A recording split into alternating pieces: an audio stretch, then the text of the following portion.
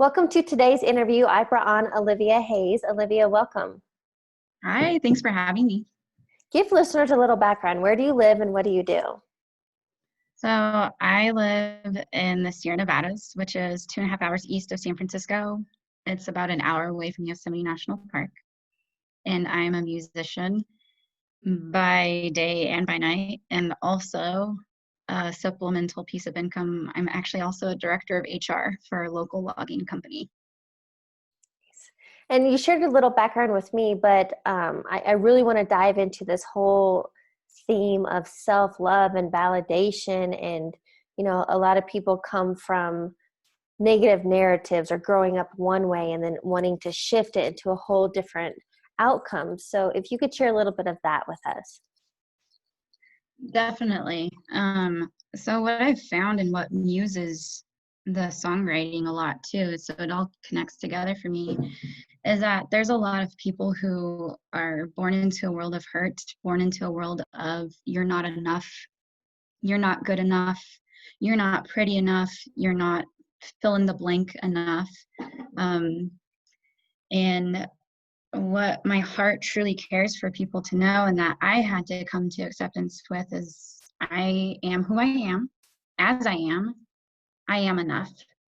And so are you. And so is everybody that's listening to this right now. The person you are, as you are, is beautiful. You are imperfect in your own way that you're meant to be. And that makes you perfect in your own way. And I think that's a huge message I would love for people to get also, Well, it's this whole self-acceptance and accepting others as they are, because judgment is so easy. And Gabby Bernstein wrote a book all about Judgment Detox. And I think just like a negative mindset comes easy, so does judgment. So how do you get away from accepting you as you are, accepting somebody else as they are, not wanting to change, not wanting to, just validate people as they are? That's a great question. I actually read that book. I read it often and I have it marked on my iPhone. I think the point of judgment, as Gabby talks about in there, it stems from their own insecurity, and it stems from a root damage they have. The example she shares is when there's this girl who's flirting and she called her a skank, I think. And she realized it stemmed from her and her sexual trauma that she had. I just have to say, my dog is finally eating her food, and I'm so sorry. So you'll hear my dog chewing in the background. But Gabby goes on to say that, I realized that I felt insecure about the attention men were giving her because of the sexual trauma I had. And so each judgment we all bring to the table, if we take a moment of mindfulness, like Buddha talks about, and other forms of mindful thinking teach, take a moment to stop and reflect and say, whoa, okay, that's a negative energy. Where is this stemming from and why? And you realize you might have something within you, or I have something within me that I need to heal. And Yeah, on that note, something my mom has taught me years ago was that whatever, quote, fault I'm picking out in somebody else is a direct reflection of something I don't like about myself. So if I complain that somebody is an asshole, or then it's like, well, where are you being an asshole? Or whatever the example may be, turn it around, turn the finger around and look back at you and go, wow, where am I not showing up in my life? Where am I judging myself? Where am I not loving and accepting me? So it's a mirror when you're able to catch yourself and go, wait a minute, what do I need to accept or heal or let go of? That's beautiful. That's exactly what I was feeling. And I think that's what Gabby was trying to say too in the book, Judgment Detox. Well, and something you share with me is that, and I talk about mindset a lot. I mean, the podcast is Mind Over Matter. And a lot of me, the mindset comes from more of an athletic background, that whatever I believe, if I believe I can run a certain pace or a distance, or that I can jump this high, then I know I can. But what does mindset mean to you in creating your ideal life?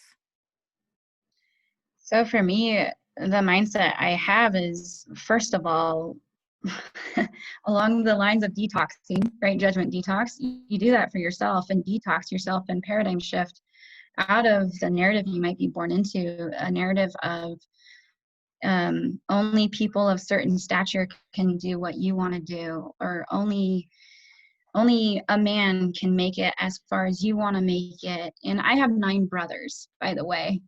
And so I was raised literally to be a housewife in the kitchen. So I think it's a little ironic the kitchen shows in this podcast. And I always loved being outside. I love getting nitty gritty or playing music and doing all the things the boys were doing. Yeah.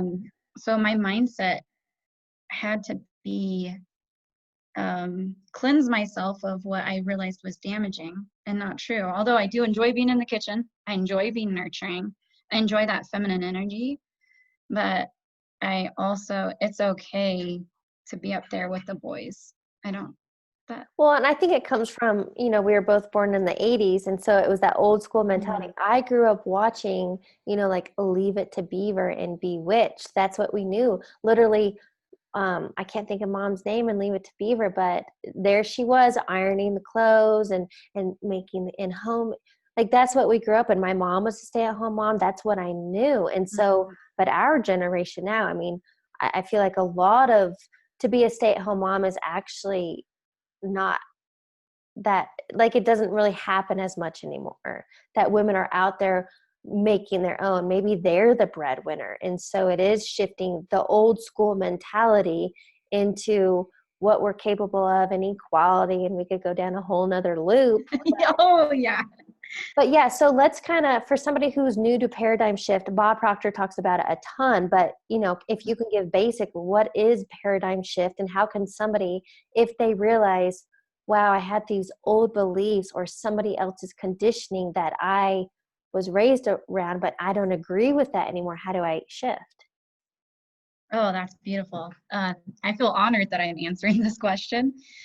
Um, so a simple example, and it's not the only example, but a simple way for people to get the idea is, say someone is making minimum wage and that's all they know. And they think this is it, this is all I can do.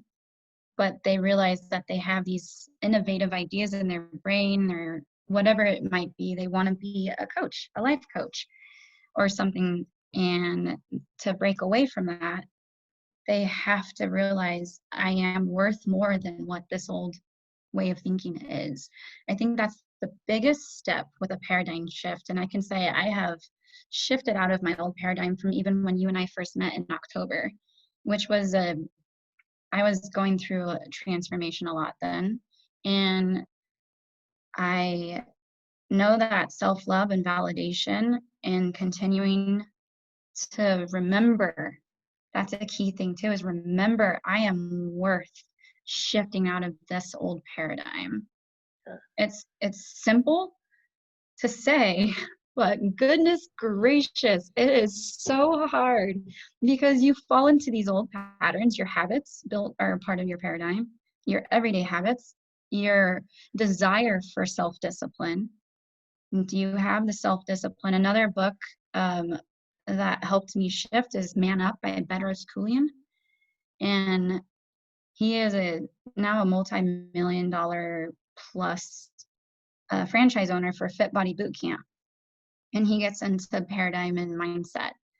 And, a huge thing, it comes down to your everyday habits. And also when you look in the mirror, can you say, I love you? And can you accept that person you see looking back at you? It's a huge paradigm shift Yeah. where I realize where my current physical results are. But if I was gifted with this possible idea, there's a reason for that. Take action, take a leap of faith. You touched on so many things there, and I want to go back to one specifically, to remember who you are. Now and as an adult, I pay a lot of attention to Disney movies. And but Disney has Yeah. really deep meaning, if you pay attention, Mhm. Frozen, Lion King, Aladdin, I'm telling you, I have literally a note in my iPhone for Disney movies. But anyway, Oh, my goodness. so Lion King, one of the, Simba, when he's looking in the water, it's towards the end of the movie, and then dad comes out in the clouds. But when he's looking in the water, his dad's Mufasa says, remember who you are. And that's a key message, because so many people have gotten so clouded in who they're supposed to be, or chasing the thing that they don't even want. So if you can come back to who you are at your core, your center, remember who you are, I think that's powerful. Mm, Another thing you brought up, and I'll share this. I mean, I have no filter, but I love it. the mirror work. So Louise Hay, Mm. she's kind of the godmother of self-help. Yeah, she is. And I learned this again years ago. She has a book, You Can Heal Your Life. And she talks about mirror work. And it's really uncomfortable at first, because you stand, because how often do you look yourself in the eyes? Probably not a lot. Like maybe you check your reflection, but when do you look Hmm. yourself in the eye? And so Louise Hay shares mirror work. And so it's literally getting in front of the work and saying, I love you, or I love my body, whatever. So this is what I'm going to Hmm. share. I have no shame. I started a morning ritual, a practice, and I have it written on my mirror in dry erase marker. And it's this whole narrative about, I am worthy of love. I am lovable. I love my hair. I love my eyes. I am a warrior. So I have this whole thing, and I look myself in the eyes in the mirror when I'm saying it to believe Yes. it. Yes. It's kind of uncomfortable and maybe a little corny. If someone comes over and sees it on my mirror, it might be like, oh, that's kind of weird. No, that's awesome. It is awesome. Hmm. So I have you done that? absolutely. In fact, that's a great segue to one of my songs. I wrote the song for a documentary that ended up being put on hold. It's called Mormon Sex, and it's about looking at yourself. The song is called Pretty Girl. And the bridge of the song, it says, can you look in the mirror and say I love you? Because you know it's true, pretty girl.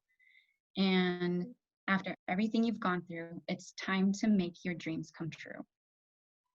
And so the whole song is about, I could quote the lyric, but maybe we could put the link to it, because it totally goes along with this message. And what I find interesting is that I've had more of a positive response from men, that they love the song Pretty Girl than women. And so both genders are taking it in, which I think is so awesome. That is cool. And Um, I wonder if the reason it's not as resonating with women, because think about, all the societal pressures that we are supposed to look a certain way. I mean, we can go down a whole rabbit hole with that, but yeah. because I mean, talk about self-love. If I don't look like the girl in the magazine or in the commercials, I'm not as chesty, or I love my height. I'm only 5'4", but I know some girls, I'm not model height. I don't want to be a model, but I have freckles, and for some people, freckles are ugly. As a young girl, I thought I was ugly because I had freckles. And then it's like, no, you are unique Oh, because you have freckles. yes. But Yes. think about the messages. As a young girl, I created that. And so maybe it might Mhm. take a little more for women, but they need to step into that self-love, look in the mirror, and then I think that song will really resonate. Um, I had a roommate, her name's Helen, and it is her most favorite song. And Awesome. so a backstory of that is that I don't know if in your podcast, I know you've told me before that you're more spiritual versus religious. In a part of various types of spiritual practice, I've learned about Christ consciousness.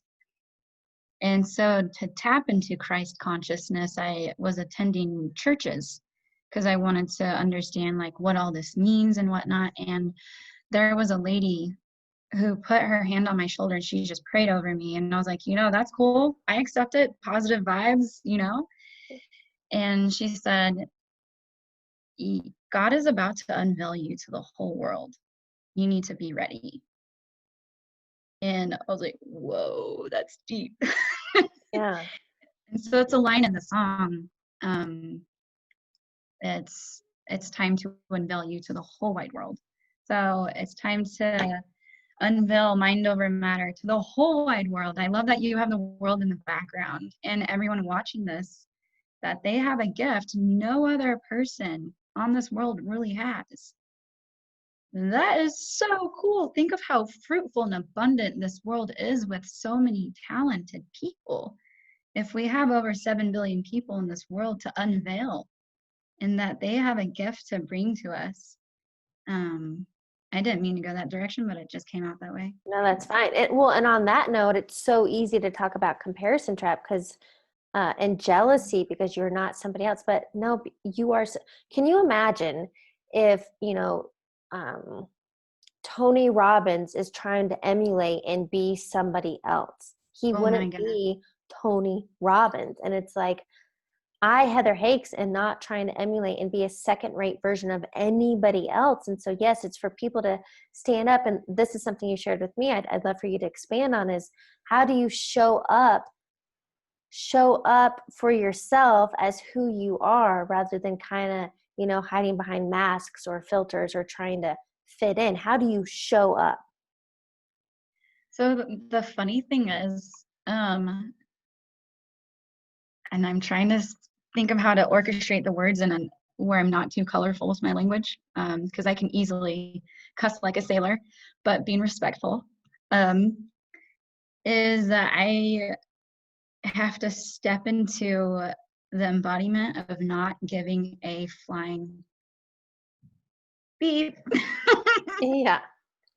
And really, this is me. This is who I am. Take it or leave it. And usually it's funny because when I step into, because we all get insecure at times, that's part of being human. We have that wiring in us to have our insecure moments. But neurobiology aside, when we are in this like huge, I am strong, I am going to just be me. There's no other option. Don't give yourself another option but to be who you are. Yeah. Everyone knows who they are. I have a feeling everybody does. They make a conscious decision to suppress that and not share their truth of who they are. So if I were to go walk outside and just be me and not give a flying hoo-ha about it, that's usually when I feel that embodiment of showing up the most and showing up in my strongest suit of emotional suit, if you will. Well, and I think that comes back to even we could just use the word authentic or authenticity. You're no longer, you pulled the layers back. There's no more front. Like this is you, who you are. And the people that are meant to stay will, and the ones that don't resonate or don't agree, will let them go. They're not your people. Yeah. Yes, exactly. Yeah. Yeah. Totally agree. Okay. So then on that note, what is the key takeaway you want listeners to get from this conversation? Well, the huge part of Olivia Haize music mission, but is for everyone, man or woman, whatever you identify with, is that when you hear this music, it makes you want to be a better person, but also you're not alone. That's a huge thing right now too, is I live on my own. I still have a few people where because I go into work for the HR job I do, but that if they listen to the lyrics of the songs, any of the songs I have on there, they're relatable to the human experience in general, with relationships, with love, with heartbreak, and with self-acceptance, and that they know that they are worth it. And everybody knows that they are worth living the life they truly desire, and to shift out of any distorted narrative that they may have been born into. Yes.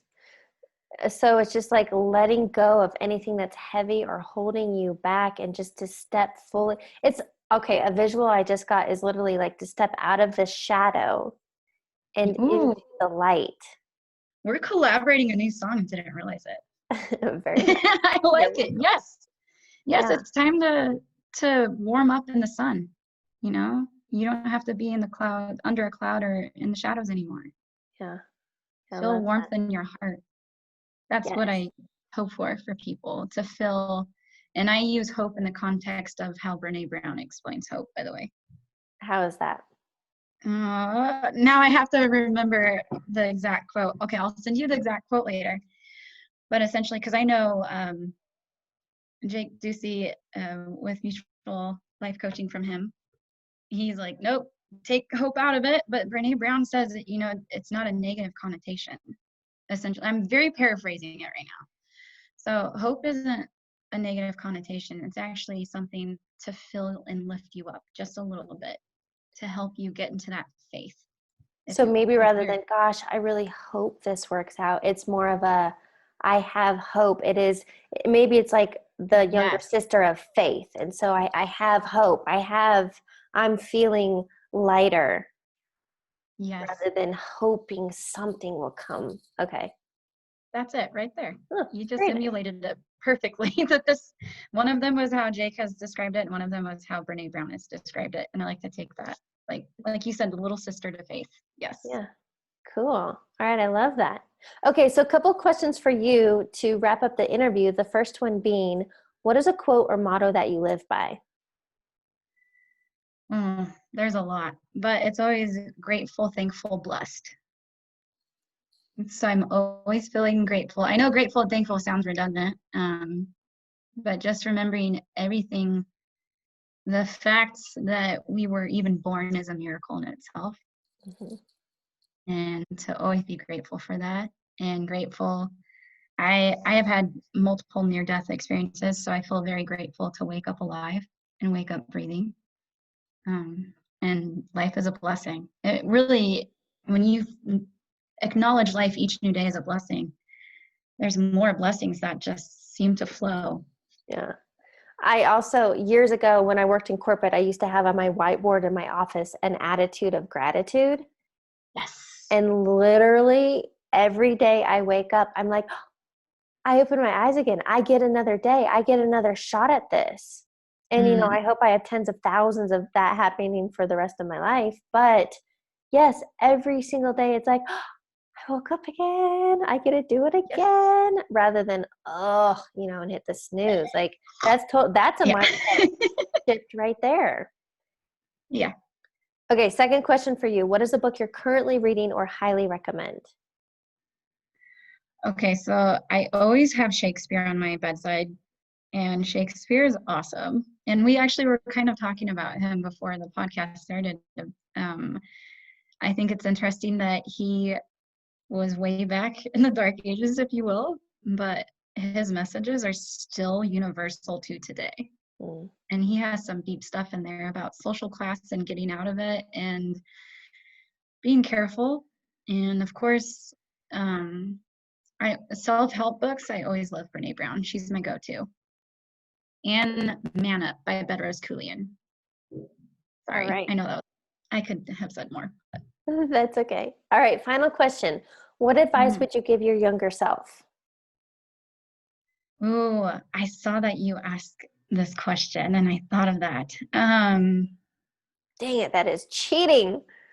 But I'm also a fan. So here's the thing, like we had a mutual life coach and I'm also a fan to show support to you. So but did that work? Did that smooth it over? Yes. Okay. Dad humor, right? They call those dad jokes. So I've been thinking about this, and because I feel like me 5 years ago was completely different than me 10 years ago, which is true for most people. So if this was for me 5 years ago, I would suggest to myself then to read Michael A. Singer's The Surrender Effect. So I remember to be flexible and remember to continue to surrender to everything that life has to offer, because it's not at all going to go the way I expected it to. Okay, I have to bring this up because I can't make this stuff up. I don't believe in coincidences. I believe in synchronicities. And so this is a teaching point. I want to help the audience realize that there are always messages coming our way if you're receptive. Yes. So you are the second person today to bring up Michael Singer's book, Surrender Experiment, which I have and I read years ago. And so if, the universe will bring you messages, a feather, a brick, or a Mack truck. And I'm like, okay, 10-4, I got you. I will reread it. So there's clearly something in that book that needs to be brought my way. So I thank you. Oh, you are very welcome. It was actually gifted to us when we were in Hawaii.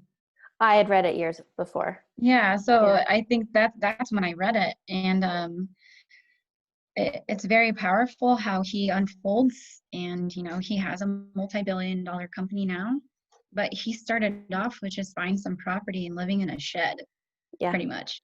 Yeah. And And meditating and being open to being inspired action, not this demanding hustle and grind that so many people teach today. So yeah, yeah, okay. And that's anyone yeah, listening, Michael Singer, Surrender Experiment.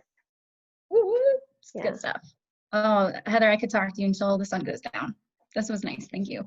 Yes. Well, thank you so much for joining me. Yeah, this was awesome.